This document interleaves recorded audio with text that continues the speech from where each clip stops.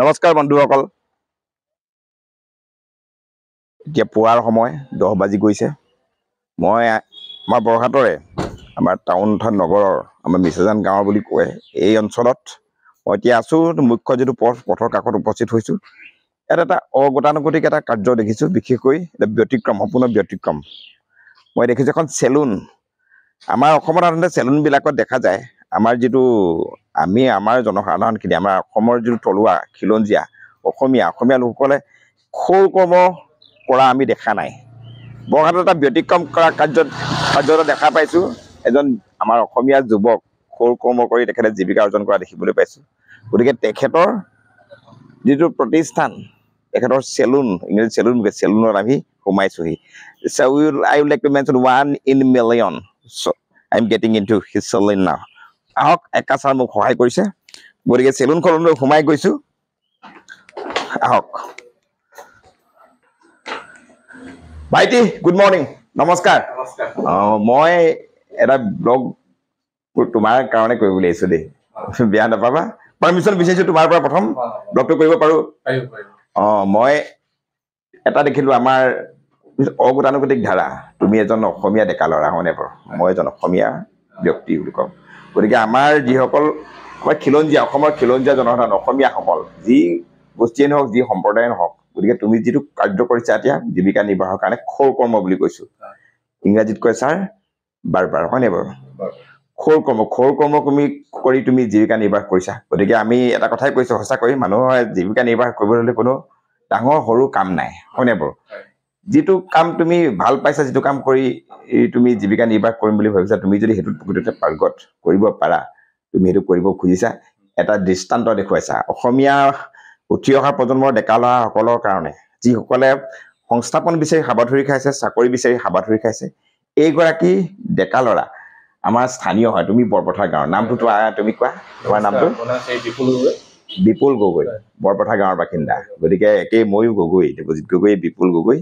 তেওঁ বৰপথাৰ গাঁৱৰ এজন ডেকা ল'ৰা যদি তুমি নৱবিবাহিত হয়নে বাৰু ডেকা ল'ৰা তেওঁ এতিয়া খোল কৰ্ম কৰি জীৱিকা নিৰ্বাহ কৰিছে গতিকে এতিয়া খোল কৰ্ম কৰি আছে মোৰ এজন বন্ধুবৰ হেৰি কি নামটো হৈছিলে ৰাজীৱ গগৈ তেওঁ বৰপথাৰ নিজে গাঁৱৰে গতিকে তেওঁ নিজৰ গাঁৱৰ ভাইটি এটা সেলুনত চুলি কাটিছে গতিকে চুলি কটা কাৰ্যক আমি ভাল ভাষাত খোল কৰ্ম বুলি কওঁ গতিকে ৰাজীৱৰ লগত ৰাজীৱৰ পুত্ৰ আহিছে চাগে হয় নাই তোমাৰ নামটো কি অন্তু আমাৰ ধুনীয়াকে ক'লে ইংৰাজীত ক'লে your name is Arindam Gogoi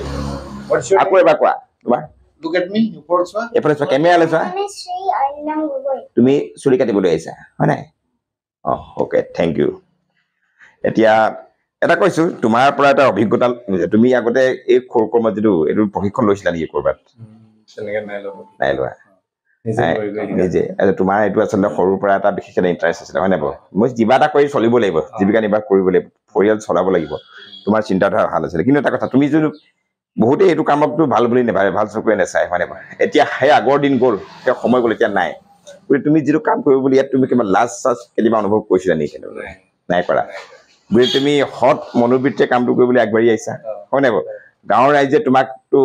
ভাল চকুৰে চাই আছে কোনো তোমাক মানে তোমাৰ পৰা আঁতৰি যোৱা নাই তুমি একেখন সমাজত এতিয়াও আছা গতিকে আমাৰ এই ৰাজীৱ গগৈকো সুধিছো আমাৰ সমাজখন সলনি হৈছে হয় নাই বাৰু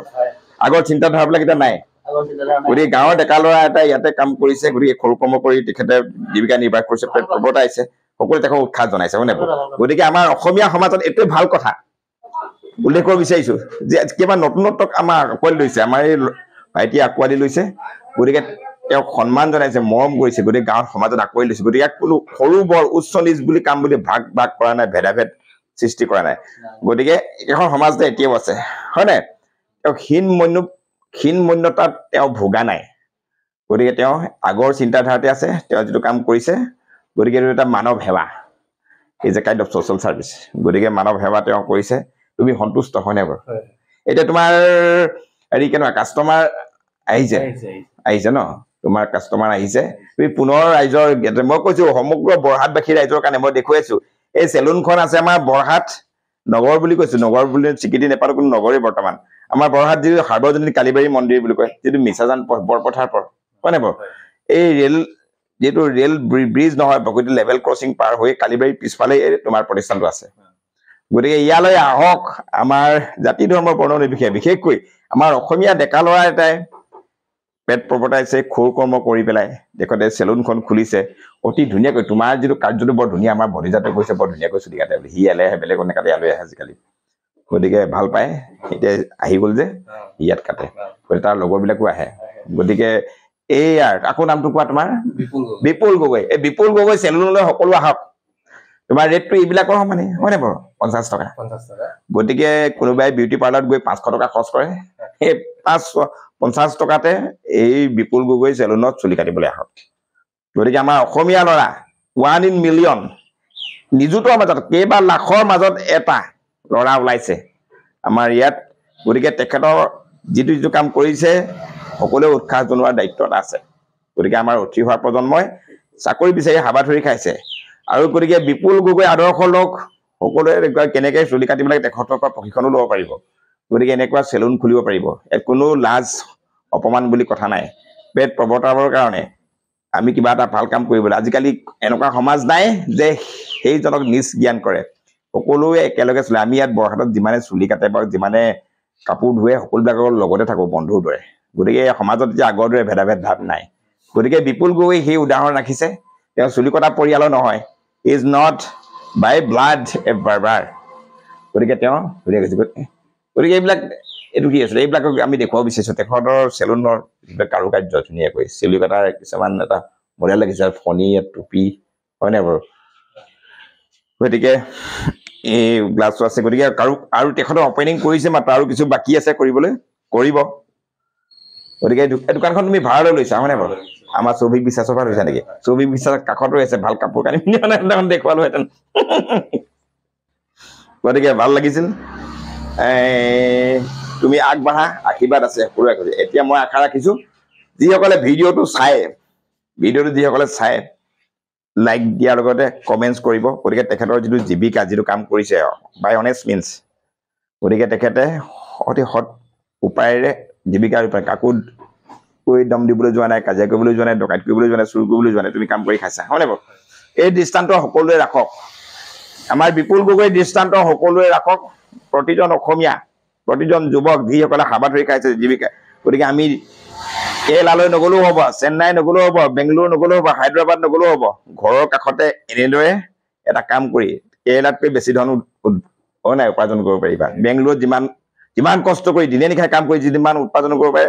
গতিকে ৰাজীৱ নহয় বিপুলে তাতকৈ বেছি উপাৰ্জন কৰিবলৈ সক্ষম হৈছে পৰিয়ালটো ধুনীয়াকৈ সচ্ছলভাৱে চলাইছে গতিকে এওঁৰ দৃষ্টান্ত সকলোৱে ল'বলৈ অনুৰোধ জনাইছোঁ তেন্তে বিপুল তোমাৰ সফলতা কামনা কৰিছোঁ দেই তোমাৰ সফলতা কামনা কৰিছোঁ গতিকে মোৰ লগত অজয় এক্কা ছাৰ তেখেতে আমাৰ বাকীসকলক এড্ৰেছ কৰি ইংৰাজীত দুষাৰমান ক'ব ধন্যবাদ এক্কা sir you like to describe him 1 in million from Assamese community people we are feeling proud for him now okay thank you so much sir please come to this side গতিকে sir আপুনি ছাৰে তুমি এতিয়া কাম কৰি থাকা মই আপোনাক দেখুৱাম এতিয়া অজয় এক্কা ছাৰ তেখেতৰ যিটো profession So I would like to describe his profession and then the person in character now. Sir, today, early morning, Yes, sir. We all of a sudden tried to make a blog. Yes, we had no pre-plan, but all of a sudden we came and we came to this. Then, thing is that we have a serious problem that is called an unemployment problem. Government is not able to fulfill that problem. No one is able to fulfill. There are millions of youngsters like him unemployed who are headache for the family, who are headache for the society also. They are moving around like gypsy. They're moving from Assam to south side, especially Kerala, Tamil Nadu, Bangalore, Karnataka, for their livelihood. But let me tell one thing, sir. There is bright future in our own place. Yes, sir. When we go out, I am a victim of that. Once upon a time, I left Borhat and went to Kerala, where I worked 24 hours. Okay, my timing was 24 hours. And after working for 24 hours, what was the salary I was getting? I was getting only 10, 12, 15,000 only. But that 10, 15,000 can be earned here also. So there is no work which is bigger, which is smaller. All are equal. All are equal. But what we want is honest. What we want honest. So he's a good example. He's an honest worker. He himself has set up this business, this work, where he does not need to pay much time also. It is his own personal work, so it depends on him what time he opens and what time he closes. And there are so many customers for this trimming hairs and making beards and this type of dressing work. So he has chosen a very good a good line. Yes, yes. It is not necessary that all jobs should be government job. This type of private job will bring him development. So, sir, I actually appreciate him, and I'm very thankful that he has understood his business. We always depend on outsiders for this type of small work. We feel that this type of work is it degrades us, but there is no matter that it degrades. Our collars always remain up because this is an honest work. So I wish him a very success in his future. He made it. This guy, he made it because he is by no means. Achha.